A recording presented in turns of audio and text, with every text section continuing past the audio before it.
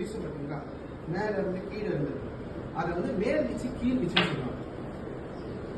அதாவது புக் பண்றேன் வச்சு இது மேல் வீச்சு தடுத்து அடிக்கிறேன். அடி இங்க விடுது, இந்த இடம் எக்ஸ், அடி அடி கீழ் வச்சு மண்ணை வாரி யாரும் தூக்கி போறாங்க. இருக்கிறத கொஞ்சம் பயப்படாம பண்றேன். பொறுமையா சொன்னா தட்டி தூக்கி நிக்கிறேன், தட்டி தூக்கி நிக்கிறேன், இந்த இடத்துல விடும். சரிங்களா? பையன் ஒன்று பண்ண மேல இடிச்சது தலை முடிச்சு, அந்த அடிக்கிறதுல தலை முடிச்சுன்னு சொல்லுவாங்க. அது தலை சுத்துனாங்க. தலை சுத்தி எதுக்கு தெரியுமா?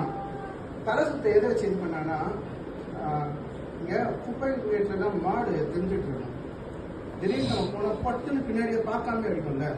எதிரி வரான்னா என் தலைக்கு பின்னாடி அவன் அடிச்சானா பார்க்காம என் கம்பை சுத்தி என் தலைக்கு ப்ரொடெக்ஷன். என்னோட பார்வை எங்க இருக்கு? இங்க என் தலைக்கு ப்ரொடெக்ஷன். அடிக்கும் போது கம்பை சுழட்டி அடிச்சிடுவேன், பின்னாடி அடிக்க முடியும். படை வீச்சு இருக்கிறதுல ரொம்ப முக்கியமான ஒரு விஷயம் படை வீச்சு.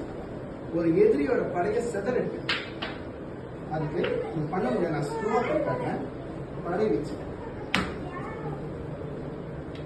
இத 4 திசையிலே வேகமா பண்ணுவாங்க.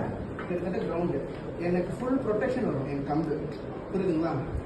என் ஃபுல் ப்ரொடெக்ஷன்ல என் கம்பை வச்சு பண்ணுது. இது யாரையும் எனக்கு நெருங்க விடாம பண்ணுது.